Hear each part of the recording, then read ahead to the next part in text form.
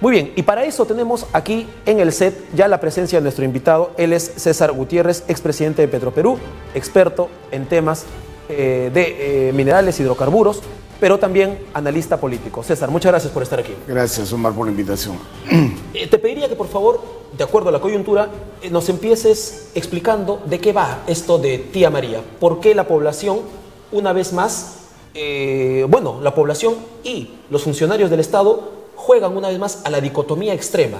El pueblo se opone radicalmente y, obviamente, el Ejecutivo, en aras de que funcione una inversión, también se pone extremista de alguna manera.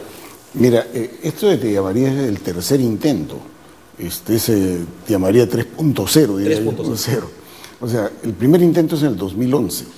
En el 2011 ellos presentan un estudio de impacto ambiental. Gobierno de García. Gobierno aprista, claro. Ya. Y el ministro de la época, Pedro Sánchez, ministro de Energía y Minas, solicita una opinión de la UNOPS sobre el estudio de impacto ambiental. Okay. Y la UNOPS pues dice, esto es una barbaridad. Van a utilizar el agua del río Tambo, eso no debería hacerse, y hace cerca de 100 observaciones al estudio de impacto ambiental, lo cual obliga inevitablemente a que lo rehagan. Ese fue el primer intento. Ya hubieron protestas en ese momento y se exacerbaron más aún cuando se conoció el resultado de la opinión del UNOPS. Quiero entenderte bien, permíteme una interrupción. Ante las protestas de la población, entonces, el ministro de aquel entonces toma atención de ellas y para la inversión. O sea, él lo que hace es, acá hay un estudio de impacto ambiental, yo quiero una segunda opinión. Okay. ¿Ya? Entonces ya había un descontento en la ciudadanía en Islay, porque Islay es una provincia de Arequipa colindante con la provincia de Mariscal Nieto en Moquegua, donde Sauden desarrollaba su proyecto Cuajone hace muchos años, de los años 70. Y siempre hubieron quejas del tratamiento de esa respecto a temas medioambientales, aun cuando la exigencia era muy baja. Eso se había expandido hasta Islay y, por supuesto, en Islay ya había una protesta de por sí porque no veían con buenos ojos a Sauden. Okay. Luego viene un segundo tramo. El segundo intento es rehacen el estudio de impacto ambiental y se logra aprobar hacia el año 2014. O sea, se aprueba en el Ministerio de Salud en el año 2014, hay una gran campaña mediática a favor de que, digamos, ya aprobado por el estudio de impacto ambiental, que se inicien los trabajos. Y ahí viene hechos luctuosos, pues entre 2014 y 2015 hay una amplia protesta, con muertos, sobre todo en la región de Mollendo, y eso obliga a paralizar el proyecto, ¿no? Entra una especie de catatonia el proyecto y se mantiene así hasta este año. Magnífica oportunidad han tenido desde el año 2015, después que viene el proceso de protesta, de que su estudio de impacto ambiental sea explicado convenientemente. Ellos ya habían cambiado el estudio de impacto ambiental diciendo no voy a utilizar agua del río Tambo, sino voy a utilizar agua de mar, la voy a llevar hasta la zona, desalinizo y utilizo parte de eso. Pero había algunas dudas. O sea, primero, los habitantes, la gente que desarrolla actividades agrícolas en el Valle del Tambo decía, nosotros ya tenemos un problema hídrico con el río Tambo. Y ese problema hídrico es de que hace muchos años se derivaron aguas de un río que era frente al río Tambo para hacer proyectos que habían desarrollado en la región Moquegua de represamiento. Y dicen entonces, habiendo eso, y pues habiendo la posibilidad que las aguas, por más que las traes del mar, subterráneamente se puedan contaminar el río Tambo, yo necesito una aclaración de eso. Entonces necesitaba una necesaria aclaración si es que se iba a hacer el afianzamiento del río Tambo, que estaban pidiendo una represa que se llama Paltuture, que hay 20 años que estaban pidiendo. Paltuture. Sí, 20 años. Y por otro lado, la posible contaminación del agua del río Tambo por los aguas subterráneos que dejaban la operación minera y que con aguas de mar. Eso nunca se explicó. A cambio de eso, lo que hizo Sader es un despliegue mediático, una serie de micronoticieros en la televisión, algunos acercamientos en la zona. Pero eso no era suficiente, pues el tema era afianzamiento del río Tambo, que no le corresponde a Sader, le corresponde al gobierno nacional. Y por otro lado, estos temas de la desalinización de las aguas, el no contaminación del río Tambo, era un tema que competía tanto al gobierno nacional como a Sader. Al final nadie hizo su tarea bien. Y hemos llegado al 2019. En 2019 el estudio de impacto ambiental que había sido aprobado en 2014 vencía el 1 de agosto del 2019. Y se requería la licencia de inicio de construcción. La licencia de inicio de construcción tenía que darse entre el 1 de agosto porque de lo contrario el estudio de impacto ambiental era inválido y regresaban a la situación que habían tenido en el año 2011. Ya. Entonces el gobierno llevó la situación al límite porque tenía una serie de dudas. Y llevando la situación al límite, aquí hay una conexión con el tema del gasoducto, porque yo tengo casi la certeza de que el anuncio lo iban a hacer el 28 de julio o después del 28, porque tenían plazo hasta el 1 de agosto y eso poderlo conversar con la prensa. Pero justamente la noticia que viene sobre los actos de corrupción en el gasoducto precipita para bajar la tensión y se anuncia la licencia de construcción, claro. Entonces, hoy día hay una gran oposición de la población, de hecho ya tiene la licencia de construcción, pero hay digamos, las autoridades regionales, locales, han dicho no queremos ese diálogo. ¿Qué corresponde ahorita al gobierno? Yo creo que esperar, porque no puedes obligar al diálogo, tampoco no puedes meter la fuerza pública, eso ahí va a terminar una matanza.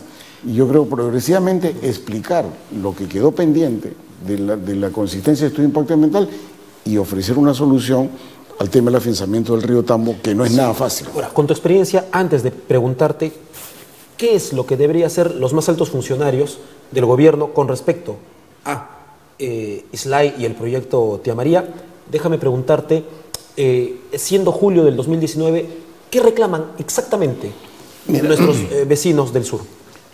El reclamo que yo considero completamente fundado y que necesita alguna iniciativa del gobierno es el afianzamiento del río Tambo. Es decir, que quedó pendiente, ¿no? Claro, asegúrame que en las épocas de estiaje, que son de mayo a noviembre de cada año, que el caudal baja significativamente, yo tenga más agua. Porque tú desviaste aguas en las alturas a un proyecto que se llama Pasto Grande, que lo desarrolló en la época de Martín Vizcarra, gobernador. Yeah. Entonces, asegúrame que me vas a afianzar el río Tambo. Eso es labor del gobierno. Pero ¿qué ha ocurrido? Que en el año 2016, Puno dice, para hacer la represa de Paltuture, para afianzar el río Tambo, vas a utilizar aguas de las cuencas de los ríos de Puno, y yo me opongo. Impusieron una medida cautelar, con lo cual paralizaron el proyecto. El gobierno no ha hecho nada para tratar de destrabar esa medida cautelar, tendría que ir a haber litigado al Poder Judicial. Hoy día eso está bloqueado. Entonces, y la posibilidad de que eso se levante es muy remota. Las últimas semanas, recién la ministra de Agricultura fue a la zona a decir, tenemos un plan B, el plan B se llama la represa de Yanapuquio, y con la represa de Yanapuquio podríamos hacer eso. Pero eso me parece más una declaración lírica. Porque ¿Pero la represa de Yanapuquio existe ya o es para hacer? No, es un proyecto para hacer, claro, que yo no sabemos ni siquiera en qué estado está el proyecto. Pues yo creo que es un logo, un membrete, un decir, porque necesitaríamos un proyecto de decir, oye, ¿cuánto cuesta esto? ¿Consiste tal o cual cosa? El tiempo de ejecución demora tal y lo vamos a bajo tal modalidad. Si eso hace el gobierno, si ofrece algo consistente y creíble, va a haber una gran distensión de los agricultores del río Tambo, del Valle del Tambo, de la Ensenada, de Mejía y de Mollendo y de Edín Valdivia, que vienen reclamando por un tema agrícola completamente legítimo. A eso se han sumado, por ejemplo, los antimineros. Pero acá hay un tema central. Si yo le ofrezco una solución razonable al tema de las aguas del río Tambo, yo creo que produzco una distensión absoluta de los protestantes que tienen razón. Pero eso le corresponde al gobierno y yo veo que no tienen nada que ofrecer, más allá de mencionar Yanapuquio, que no se lo cree la población, sino hasta que vea algo tangible. Claro, porque es algo etéreo, ¿no? Como dices tú, no es algo que puedan ver, observar. Si eso se concretiza y eso debería dedicarse al gobierno, se bajan las tensiones. No va a ser inmediato. Y luego pues iremos a discutir que Sauder venga a explicar y que alguien valide las cosas que viene diciendo, ¿no? Que no vamos a contaminar el río Tambo, las aguas subterráneas. Explique cómo lo va a hacer. Así es. Hablando de tensiones, ¿ayudaría que el presidente Martín Vizcarra, si la memoria no me falla, realizó la obra Tambo Grande antes incluso de ser gobernador regional? Esto es de los años 91, 92. Fue funcionario, nombrado por el gobierno aprista, inclusive antes del 90. Y siguió durante los primeros años del porque demoró muchos años y luego siguió, pues, ¿no? Esto habiendo quedado 25 años atrás, de todas maneras, ¿tú crees que su presencia hoy sería...? Yo creo que es muy difícil. Porque, menos favorecedora para el conflicto. Sí, porque lo que pasa es que ya la oposición es de carácter político y no se puede negar la participación de políticos. El político, si no nos guste, tiene una cierta representatividad. Sí, claro. Entonces, hoy día la oposición se pone un extremo, como el caso del gobernador regional de Arequipa, y dice, en 72 hablan de la licencia, no hablamos, eso ya también es un extremo, porque lo lógico sería, en 72 empieza a explicarme y dime un programa de explicaciones, y eso sería diferente. Bueno, tal vez el Ejecutivo esté probando un poco de su propia medicina cuando le dice lo mismo claro. al Congreso. Yo le diría, vamos caminando pues así con fuerza al Congreso, apersónense pues a ver en Tía María a ver qué pasa. Cosa, por supuesto que no es recomendable porque le iría mal de todas maneras. Así es. ¿No? Ahora, es curioso, y vayamos abordando el tema ahora del gasoducto, es curioso cómo la figura política en estos casos muchas veces exaspera a la población cuando se trata del Ejecutivo. Y curiosamente son las figuras congresales, son las figuras parlamentarias las que en este momento llegan a ser reclamadas por la población, estando de acuerdo o no con sus planteamientos, con sus ideas, etcétera, pero nadie podrá negar la legitimidad de los congresistas de Frente Amplio que se han apersonado, por supuesto, a la población. Por supuesto, esto es totalmente legítimo. Claro, y a mí me parece una barbaridad lo que dice el ministro de Energía y Minas. Esto es un tema técnico, acercamos a los políticos. No, esto es un tema de un conflicto social en la cual no se puede negar, digamos, la interacción y el pronunciamiento de los sectores sociales y sectores políticos. Y los sectores políticos tienen algo que decir porque tienen una representatividad. El ministro no tiene ninguna. El ministro pertenece a un gobierno que ha heredado un mandato. Y a él nadie lo eligió, a él lo designaron. Entonces no se puede negar la participación de los políticos. Y al político se le discute, al político se polemiza. Claro, hoy día no quieren ni hablar, que es una situación complicada, pero el gobierno lo que tendría que hacer es estructura bien tu financiamiento del río Tambo, promételo, pero sé creíble, y en la medida de eso va a distender el panorama. Muy bien, vayamos al otro tema. Quedó totalmente solo en el recuerdo aquella figura justamente polémica, controversial y líder de la izquierda que fue en algún momento Ollanta Humala. Hoy por hoy, al igual que el expresidente Toledo Manrique, al igual que el expresidente Kuczynski, se encuentra sorteando las posibilidades de regresar, en el caso de él, a la cárcel, a una nueva detención. El gasoducto sur. Tú escribiste una columna, recuerdo mucho el año 2012, en donde ya titulabas tú la megacomisión y las mega obras de Ollanta Humala. Y advertías con bastante tiempo, advertías que tanto el gasoducto sur como la refinería de Talara iban a hacer obras que iban a jugarle mal a Ollanta cuando deje el poder. Bueno, hoy lo estamos constatando. Y los de Talara hasta ahora no creen eso, ¿eh? Ellos creen que lo que están haciendo hoy día, porque eso continúa, va a tener impunidad. Y yo creo que no. Hay una absoluta falta de transparencia que ellos también le van a pasar la cuenta cuando se vaya este gobierno. Bien. Entonces, advertidos estarán. Sin embargo, háblanos del gasoducto sur. El gasoducto sur tampoco habría hecho mayor noticia si no fuera porque un funcionario de Odebrecht ha detallado cómo Nadine Heredia le pidió regresar a Palacio para hablar directamente con ella los temas, digamos, de coimas. ¿Puedes comentarnos qué cosas significa el gasoducto sur? Sí, mira, ahí hay que tener cuidado y por dónde se ve en la investigación. Pues el gasoducto sur es un nombre genérico que tiene dos apellidos. Uno se llama gasoducto sur andino, otro gasoducto sur peruano, y es una continuidad en el tiempo. Ya. O sea, ¿nos referimos a cuál cuando hablamos de la expareja presidencial? A los dos. ¿A los dos? Claro, ¿por qué? Porque, ¿qué ocurre? El gasoducto sur andino se da en concesión al gobierno aprista. Justamente el ministro que lo da es Juan Valdivia Romero, que justamente ha sido allanado la semana pasada. Sí. Entonces se da por petición de parte, lo cual es perfectamente dable y perfectamente legítimo. En un contrato de solicitud de parte, el concesionario, que ya tiene un contrato, no tiene derecho a nada. O sea, lo hace a cuenta y riesgo. Si mañana yo me aparezco en ducto paralelo, perfecto, tú lo tienes que asumir. Esa es la concesión por solicitud de parte.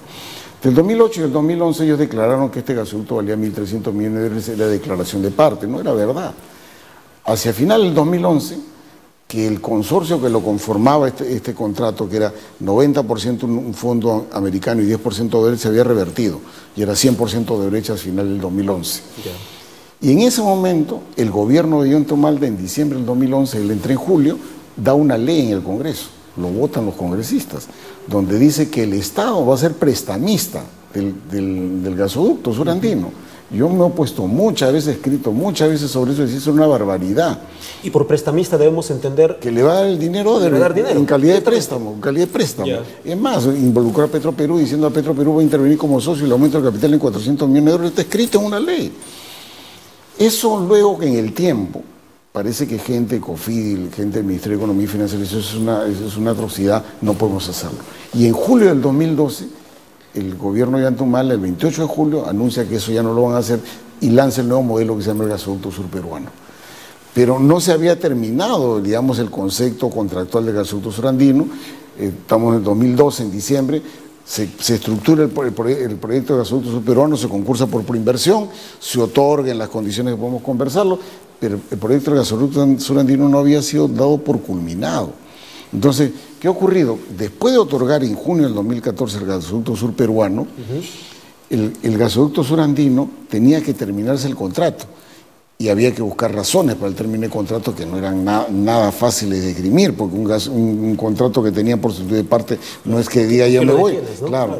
Es más aún, había una carta fianza garantizando la construcción por 65 millones de dólares que el gobierno, ya en la época de Ollantumala, decide devolverle la carta fianza de Odebrecht y dar por anular el contrato sin ningún perjuicio para la empresa. O sea que el gobierno peruano pagó 75 millones. O sea, no, le devolvió su garantía, que tranquilamente pudo ejecutársela. Ya. Y hoy día dentro del proceso hay una observación que está en investigación por la devolución de la carta fianza. Entonces, si hablamos del tema de gasoducto surandino, por el caso de Ollantumala, tenemos la promoción de una ley en el Congreso en el cual el Estado va a actuar prestamista, de lo cual luego en el 2012 retrocede y hace un nuevo proyecto, gasoducto surperuano. Hay un término del contrato en el 2014, el gasoducto surandino, y una devolución de una carta fianza. Todos se han hecho discutibles, ¿eh? Y en el caso del gasoducto surperuano, pues los hechos que ya conocemos. Entonces, cuando hablamos y el fiscal habla, el fiscal Vela, no la fiscal Giovanna Mori, que yo la considero que es una persona bastante seria, habla poco, pero dice las cosas precisas. El fiscal Vela dice, ya se han declarado culpables en el gasoducto. Le pregunto, ¿cuál de ellos? ¿El gasoducto surandino o el gasoducto surperuano? Porque hay una diferencia. Si se declaran culpables en el gasoducto surandino, no hay mayor consecuencia, la carta de fianza ya fue devuelta, ahí no hay cláusula anticorrupción. Pero si fuera en el gasoducto surperuano sí habría un gran problema, porque la cláusula anticorrupción llevaría a que se dé la nulidad del contrato al momento de la firma. Y hoy día el consorcio está reclamando 2.000 millones de dólares al Estado peruano. Entonces, al frustrarse el contrato a la firma, no habría 2.000 millones y los bancos dejarían de cobrar, porque gran parte de esa plata de los bancos. Ahora, parte de esta conjetura podría ser resuelta con las fechas. Ayúdame a recordar. Esto que ha saltado a las noticias de dominio público, sobre las coimas que misma Nadine exigió. Son del 2014. Son del 2014, claro, porque el ministro era Paredes, si no me equivoco, el ministro Paredes. No, en ese tiempo, el 2014, el ministro de Energía viene a ser Eleodoro Mayorga. Mayorga, claro. Paredes era el ministro de Transportes, que justamente en junio del 2014 lo echan después de la línea 2 del metro y después dicen los colaboradores sindicales, claro. Porque Nadine Vélez se había metido en el tema del Tienes razón, de construcción. Me estoy confundiendo del ministerio. Era Paredes el que por otros motivos también recibía. Que bueno, que hoy día hay una discusión sobre ese proceso judicial. Okay. Pero el tema... Entonces, el ministro era Mayorga, claro, y es el 2014. Por lo tanto, podríamos deducir que cuando Vela se refiere a que ya hay culpables en el gasoducto, es el gasoducto surperuano. Ya, pero es que hay un argumento que te pueden sacar, decir, oye, un ratito.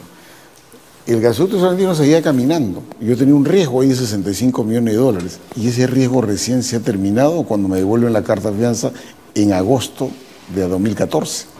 Y entonces yo puedo pagar, digamos, coimas por todo lo anterior, y cuando ya es un hecho realizable que no tiene ningún perjuicio, en agosto de 2014 hay pago. Podrían argumentarte perfectamente eso. Por eso la fiscal y las cosas que se van a decir tienen que ser muy precisas, porque podrían declararse culpables en el gasoducto surperuano y el gasoducto surandino y declararse inocentes del gasoducto surperuano. Y en el gasoducto surperuano hay una contingencia para el Estado peruano, porque hay un proceso arbitral en Washington en los cuales nos van a reclamar, ya están reclamando 2.000 millones de dólares que tendríamos que pagar al contado si no ganan el arbitraje. Y mi pronóstico, lo he dicho un montón de veces, lo he escrito, es que vamos a perder el arbitraje. Ahora, explícanos, por favor, en fácil, ¿por qué técnicamente todo lo que haya podido acontecer, pongámoslo en posibilidad, haya podido acontecer en el gasoducto surandino, no traería consecuencias judiciales? No, debería traerlas. Debería traer, es más, o sea, la fiscal Mori ha intervenido al que dio el contrato por concesión solicitud de parte, lo cual es completamente legal, al ministro Valdivia. Ha involucrado a la exministra Rosa María Ortiz, que era directora de hidrocarburos en el gasoducto surandino. Ha intervenido a un señor que se llama Eric Portugués, que era también director general de hidrocarburos en la época del gasoducto surandino. O sea, sí está investigando no solo el gasoducto surperuano, sino el gasoducto surandino. Los dos. Claro, el tema es dónde es que ahora se puede declarar su culpabilidad. Si lo declaran el gasoducto surandino y se exonera el gasoducto surperuano, perfecto. O sea, habrán culpables ahí, pero el gasoducto surperuano sí indemne y la probabilidad de que nos cobren 2.000 existe. Ahora, lo más probable es que el gobierno de Ollantumala, el quinquenio, habiendo durado entre el año 2011 y el 2016, a Odebrecht poco le haya importado qué proyecto se venía abajo y qué proyecto renacía. Simplemente ellos seguían teniendo la buena pro y pagaban las coimas necesarias. Claro, el tema era que el riesgo se acabó para ellos en el año 2014, cuando le devuelven la carta fianza y le anulan el contrato del gasoducto surandino sin perjuicio económico. Ya. Ahí se acaba el riesgo y se quedan con el gasoducto peruano, que ya es la historia conocida, ¿no? Pero nos podemos enterar en cualquier momento, como ahora nos hemos enterado por un ciudadano ecuatoriano, por un periodista ecuatoriano, que de repente también se pagó previamente coimas para el gasoducto surandino. Claro, yo creo que es lo más probable, porque hay actos ahí más discutibles. O sea, la promoción de una ley del Congreso del Estado parece como prestamista, es un tema mucho más discutible. Muy discutible. Claro, ¿por qué? Porque el gasoducto sur peruano, el proceso llega por preinversión, y toda la información de lo que se obró en una serie de circulares está en la página web de preinversión hasta ahora. Entonces, si quisieran ellos discutir el gasoducto sur peruano, dirían, dime de cuáles de los 30 y tantos circulares que han salido, dime a dónde cometí un exceso. Y eso es mucho más difícil. Muy bien, César, te vamos a pedir delante de cámaras que por favor, cuando este tema vaya avanzando, el gasoducto sur andino y el gasoducto sur peruano y las consecuencias judiciales y posiblemente hasta políticas que pueda traer con ella, te tengamos nuevamente aquí. Para que nos lo expliques. Mira, es un tema que yo lo sigo desde el año 2007, desde antes de empezar la solicitud de concesión de parte de un tema que me interesaba y lo conozco en detalle. Muy bien, entonces, con todo gusto.